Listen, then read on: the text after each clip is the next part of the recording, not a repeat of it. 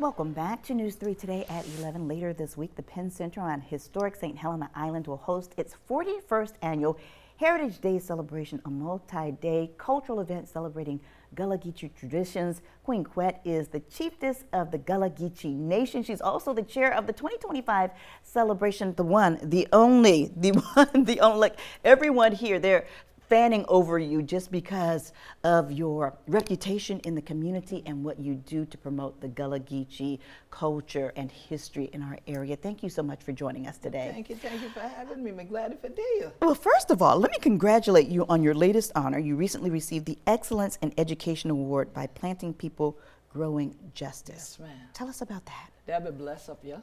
Oh, I've been so glad for this year. There's Dr. Artika Tyner. She's the founder of Planting People, Growing Justice. And so her focus is about educating the community and promoting literacy. So the slogan is that leaders are readers. Mm-hmm. And as you know, I'm an author, I'm an avid reader, I love education. So when I received the notice that Queen Quet, we want to honor you here in Minnesota, I was like, really? You know? And so they said, yes, we want to give you this award. So it was a fabulous ceremony, and it's a blessing to have that honor. Now, you work closely with the Heritage Days Committee to place literacy, learning, and youth engagement at the heart of this year's program. Yes, so we start off on Thursday morning at 10 a.m. and that's Family and Youth Day. And so all the schools and the homeschoolers that are coming out, we're going to be actually donating books to them. Wow. So that they can go back and learn more about Gullah Geechee history, heritage, and culture, Black history, and about Penn Center. Mm-hmm. And so I'm very excited. We even have Amistad books because we have a replica Amistad boat there at Penn Center too.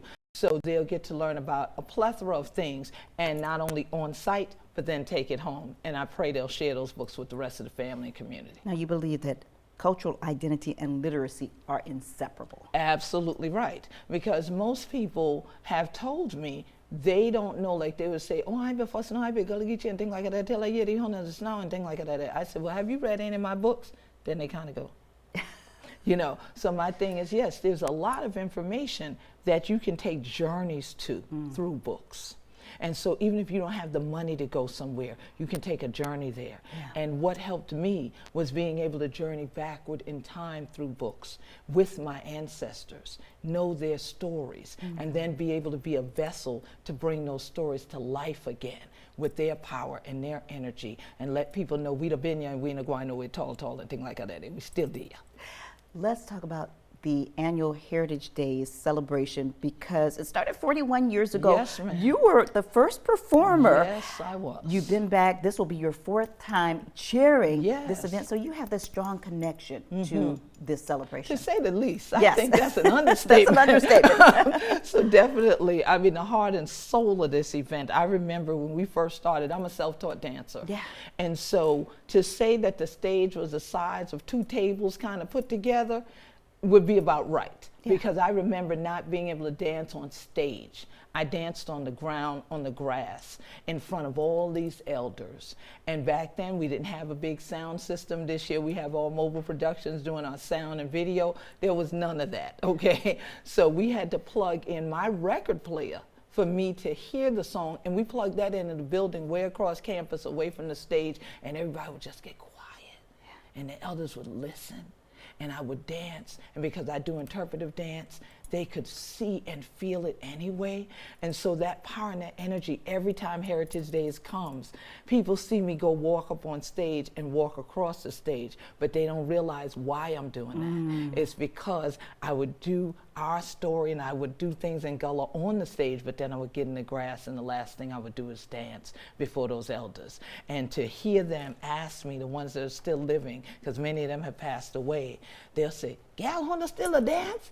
We all want to still a dance, gal." So I got a little treat for them this year. Oh, wonderful, because over the past 4 decades, this event has grown tremendously. Yes, ma'am, to say the least. We have buses that come from the Northeast, buses that come from Atlanta, buses that come from further south of us, and we have a lot of organizations, and of course our sorors and our fraternal orders, they always come out in rep, so we have the rep hard yard for them this year. We want them to come stroll, show all their colors and everything. So it's going to be a fabulous event as always, and the crowd has just continued to grow and grow and grow, and then 2020 hit, and we had to pause, yes, like everybody else, and said the crowd kind of went down a little. So this year I told them that I want y'all to complain that, Gally, but take me out. I won't forget from Troy Creek to over to Penn Center. And so I want people to say that was the only problem. I was stuck in traffic because we all were coming to Penn Center. So we have about 15 seconds left, but I do want to mention that Lisa Rivers has been selected as the featured artist this year. Yes, and so Thursday evening, this coming Thursday evening at the York W. Bailey Museum at 8 p.m., people can meet her, and she'll be there throughout the weekend. We start on Thursday morning at 10 a.m., and we go through Saturday evening until 5. If they go to penncenter.com, they can find the details, and also on eventbrite.com, just put in Penn Center Heritage Day celebration and get your advance passes and tickets. It's going to be a time. All right, Queen Quet, thank you so much for joining us. It's been an honor. Thank you. And you can see this interview again. Remember that the Penn Center Heritage Days will take place this Thursday through Saturday at the Penn Center on St. Helena Island. You can watch this interview again or see more information on our website by visiting wsav.com/community corner. Stay with us. You're watching News 3 Today at 11. We'll be right back.